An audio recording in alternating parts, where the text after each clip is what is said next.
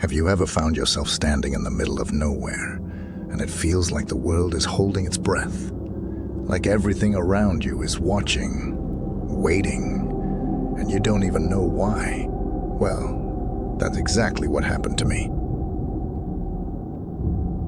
It started like any other evening walk. I was out with my 2 dogs, doing what we always do, wandering the trails, letting the quiet of the forest soak in. My dogs, they love these walks. They chase after sticks, sniff around every tree, and honestly, they seem more at peace out there than anywhere else. We were deep in the woods when something felt off. The air was heavier than usual, like the trees were leaning in, pressing against us. My dogs, who are usually so energetic, seemed uneasy. They were walking close to me, not darting ahead like they usually do.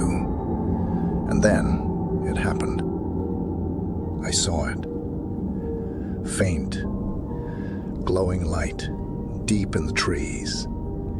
At first, I thought maybe it was the sun setting through the branches, casting an odd glow. But as we kept walking, the light didn't fade. It grew brighter. I stopped, holding my breath, unsure if I should continue. My dogs sat down beside me, looking up. Their ears perked, but they didn't bark or pull at the leash. They were just watching. It was like the forest itself was holding its breath. As we got closer to the glow, the air grew cold, unnaturally cold. I'd see my breath in front of me, though it's still early autumn.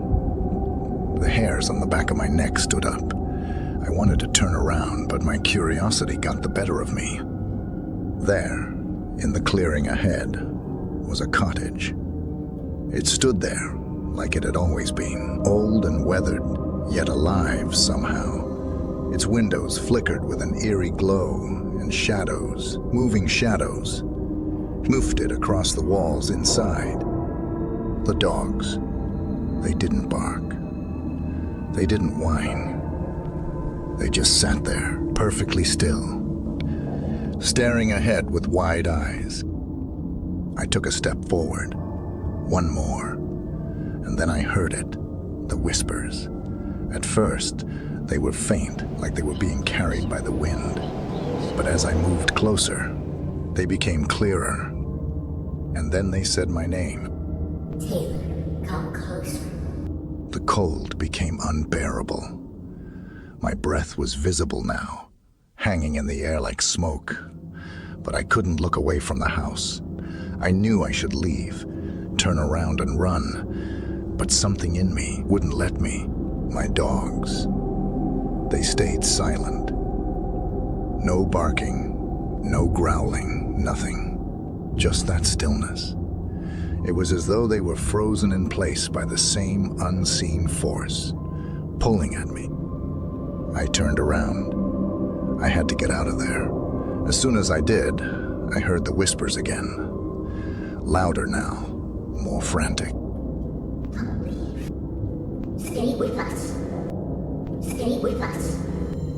The dogs, now visibly on edge, began to tug at their leashes, as if they, too, felt the same urgency. Their eyes were wide, almost fearful. I didn't need any more signs.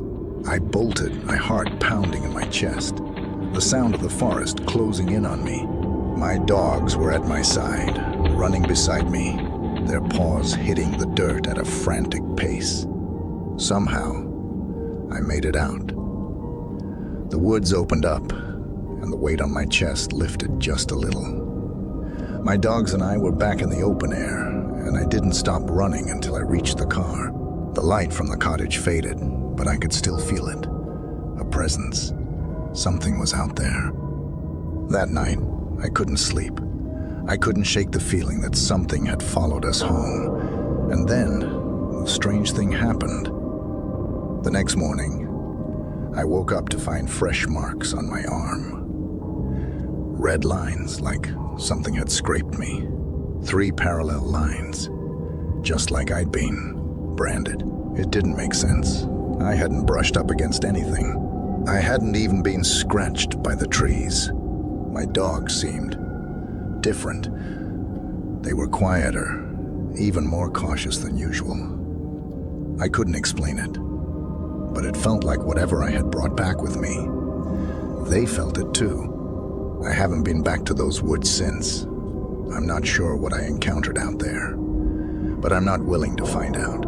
I know my dogs felt something too. Sometimes I catch them staring out the windows at nothing, just like they were staring at that glowing cottage. Have you ever had an experience like this? Something that you just couldn't explain? Let me know in the comments or check the description for my email. And if you're ever in a forest and you hear whispers, no matter how innocent they sound, remember this: some things in the woods want you to stay, and once you're there, it might be too late to leave. Subscribe to my channel for more eerie stories. Turn on your notification bell so you never miss a story. Until next time, stay spooky, my fellow horror lovers.